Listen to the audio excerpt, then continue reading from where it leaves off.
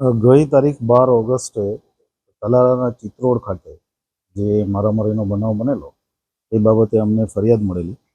ફરિયાદી ધ્રુવરાજસિંહ ચૌહાણ જે સનાથલ અમદાવાદના રહેવાસી છે અને એમની ફરિયાદ મુજબ દેવાયત ખવડ અને એમના બીજા 12 થી 15 સાથીઓ ગાડી એમની સાથે ભટકાડી અને મારામારી કરેલી અને હથિયાર પણ બતાવેલું અને લૂંટ પણ કરેલી. આ પ્રકારની ફરિયાદના આધારે ગીર સોમનાથ પોલીસે તાત્કાલિક અસરથી 7 અલગ અલગ ટીમો, જેમાં એલસીબીની 2 ટીમ, એસઓજીની 2 ટીમ અને તલાલા પોલીસ સ્ટેશનની 3 ટીમ, 7 અલગ અલગ ટીમો બનાવી અને અમે ફરિયાદ લીધા બાદ આરોપીની તપાસ માટે ટીમો રવાના કરેલી. શરૂઆતમાં ટેકનિકલ એનાલિસિસ કરતા સાસણની આજુબાજુ એમનું સતત અમને લોકેશન મળતા હતા. કેમ કે આરોપીઓ જે છે એ મોબાઈલ ફોન ફેંકીને જતા રહ્યા.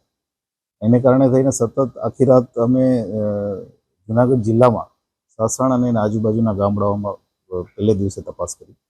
ત્યારબાદ અમે એમના પોતપોતાના જે ડાઉટફુલ લોકો હતા એના લિસ્ટ બનાવી, અગાઉના ગુનાઓમાં સામેલ હોય, એમના સોશિયલ મીડિયા કોન્ટેક્ટ હોય, એમના સીડીઆર એનાલિસિસ, એના આધારે લિસ્ટ બનાવીને જે ડાઉટફુલ લોકો હતા એમના તમામના ઘરે તપાસ ચાલુ કરેલી.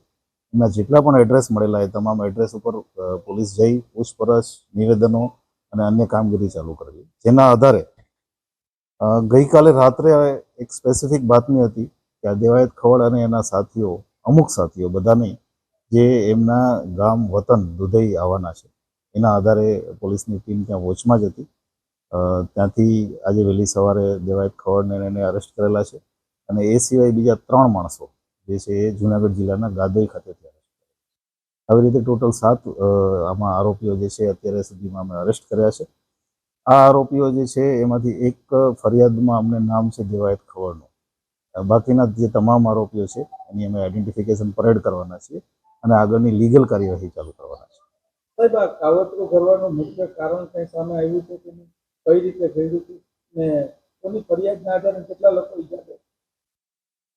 અમારી પાસે જે ફરિયાદ આવી છે એમાં એક વ્યક્તિ ઈજાગ્રસ્ત છે અને એમની સારવાર જુનાગઢ ખાતે ચાલુ હતી.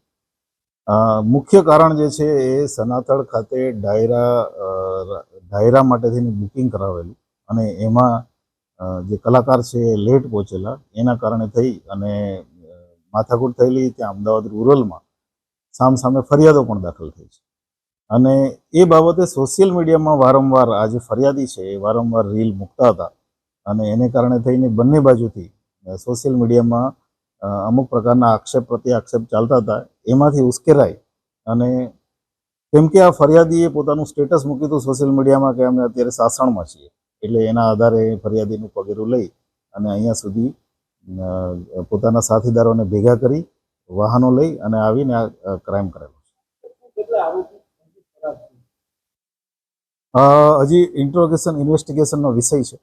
અમને જે વિગતો મળી છે અમે 7 આરોપી અત્યારે અરેસ્ટ કર્યા છે. બાકીનું જે જ્યાં સુધી અમે પ્રોપર ઇન્ટ્રોગેશન નહીં કરી શકીએ, ટેકનિકલ એનાલિસિસ નહીં કરી શકીએ, ફરિયાદીના વિશેષ નિવેદનો નહીં લઈએ, ત્યાં સુધી અમે ફરિયાદ મુજબ ચાલીશું કે 12 થી 15 આરોપી. મેં આપને કીધું એમ, કેમ કે ફરિયાદમાં એમનું આઈડેન્ટિફિકેશન નથી એટલે અમારે આઈડેન્ટિફિકેશન પરેડ કરવી જરૂરી છે. એને કારણે થઈ અને એમની જે કંઈ પણ વિગત છે એ અમે આફ્ટર આઈડેન્ટિફિકેશન પરેડ આપને આપી શકીએ.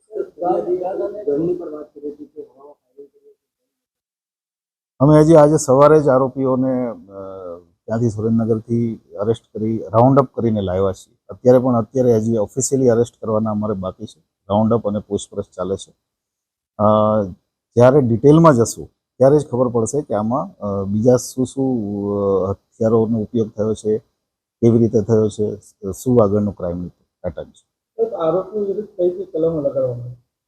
આપને ખ્યાલ જ છે, આપને એફઆઈઆરની કોપી મળી ગઈ છે, પણ તેમ છતાં આપને કહી દઉં, બીએનએસની કલમ 109, 311, 118, 191, 1, 2 અને 3 અને 190 એવી અનેક પ્રકારની અને આર્મ્સ એક્ટની કલમો લગાવી છે.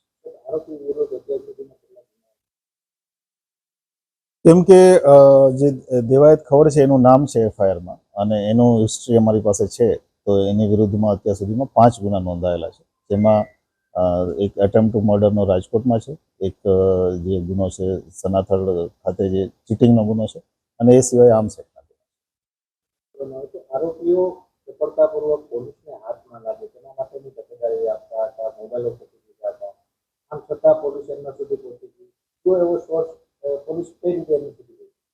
મેં આપને કીધું એમ અમારી પાસે ટેકનિકલ ટીમ અને એનું એનાલિસિસ સાથે સાથે બાતમીદારોનું નેટવર્ક અને જ્યાં જ્યાં અમે ઇન્વેસ્ટિગેશન ઇન્ટ્રોગેશન માટે ગયા ત્યાંથી જે ક્લુ મળ્યા એ ક્લુના આધારે પ્લસ અમને વાહનો મળ્યા, વાહનોના માલિકોના આધારે અમે આરોપી સુધી નજીક પહોંચી અને આજે એને અરેસ્ટ કર્યા.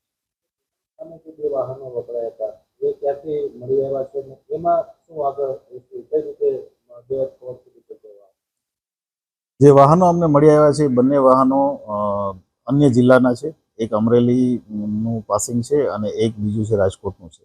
એનું પાસિંગ બનાસકાંઠા થરાદનું છે. આ વાહનોની ડિટેલ કાઢતા અમને વાહનોના માલિકો ઇન્ટ્રોગેશન કરવા અમને મોકો મળ્યો અને ત્યાર પછી અમે એમાં આગળ વધી શક્યા. આ બંને વાહનો 15-20 દિવસ પહેલેથી જે તે વ્યક્તિઓ દ્વારા એમના સાથીદારો આરોપીઓ દ્વારા લેવામાં આવ્યા હતા અને ત્યાર પછી આ ક્રાઇમમાં ઉપયોગ થયો છે.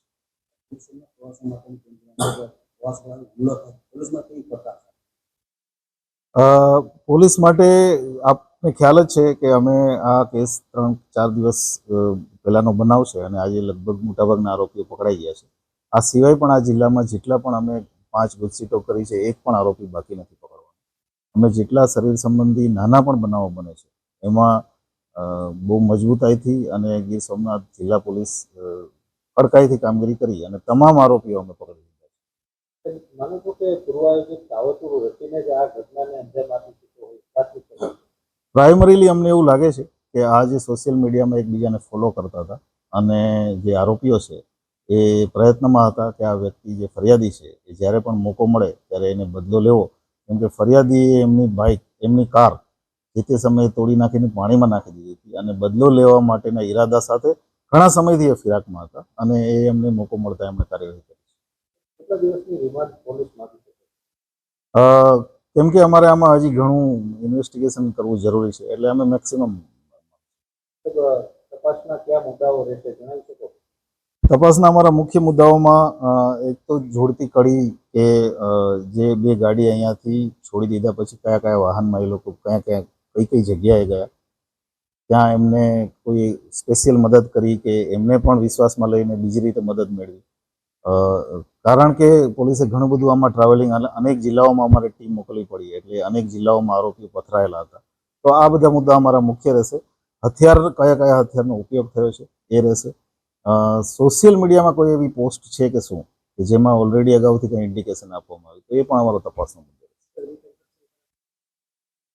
ઇન્વેસ્ટિગેશનનો વિષય છે, અમે અમારે જરૂરિયાત મુજબ તમામ કાર્યવાહી કરશું.